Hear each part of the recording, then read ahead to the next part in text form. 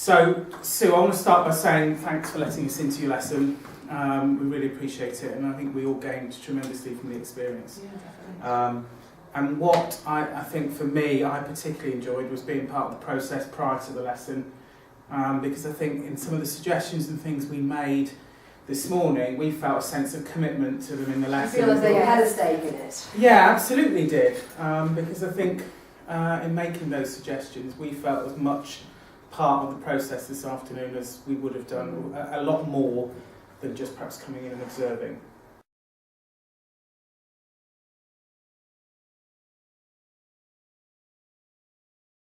And I am happy with what Table 6 did. I think that there was some progress. I feel as though certain misconceptions were clarified, certainly around things like what a verb is. I think a few light bulbs came on that to be as a verb, and that verbs can change depending on person, things like that, and tense. Yeah, I don't know how tables 1, 2, 3, 4, 5 did, so I'm quite looking forward to hearing about that. And is there anything, or what would you want to change? I think what we were talking about with the self-assessment, it was interesting on table 6, where they started off quite confident, and then by the time we got to the end of it, I said, look, you've all said at the beginning, not one of you said that you had a problem with verbs, but none of you could actually identify.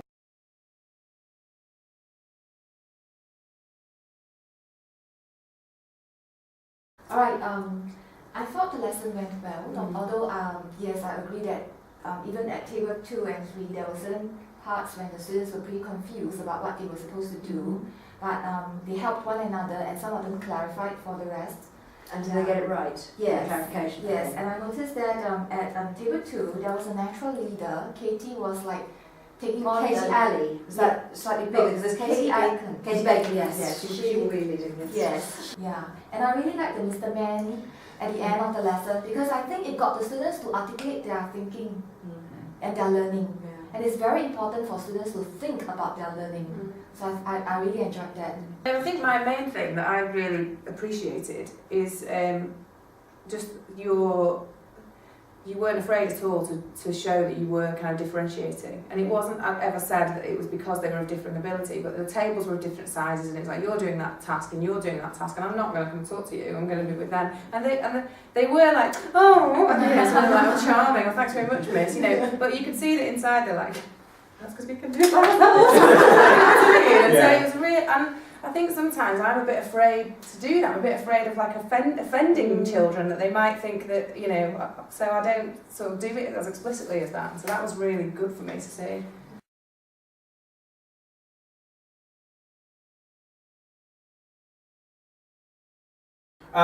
Shall we go through the lesson then, stage by stage? Waylin, you focused on the starter, yeah? What were your observations, and we'll all contribute some observations during that phase of the lesson. Okay, I think the starter, the students were on task and engaged. They clearly knew what they were doing, right? Particularly, I was observing table 2 and 3. So I noticed that the students, they constantly, especially these Katie Bacon, Megan, Isaac, and Hannah, they were the ones who constantly referred to the notes on the part of speech to help them in their work. Right? I do notice that Isaac was sort of like had a slow start, and he seemed to struggle. I realized at table 6 a lot of them have problems with the first 2 they could do, those who could do. A lot of them have problems with adjectives. With what, sorry? Adjectives. Number 3. Yeah, they couldn't do number 3.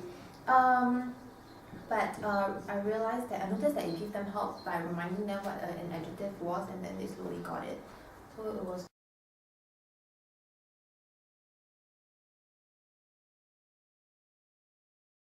So I thought my initial observations there was that Sarah was less confident than the others on the table. That's very interesting. In that task. She still needed one more at the end. Misha finished it very, very quickly. So Sarah was more confident than Amy? Sorry, Amy Amy was more confident than Sarah in that first task, yes. So, so we can come back to the starter in terms of improvements at the end and any things to consider in a future lesson. Shall we share observations around the main activity, and then, and obviously Sue, give you feedback on the way that particular students, particular groups work? Yeah.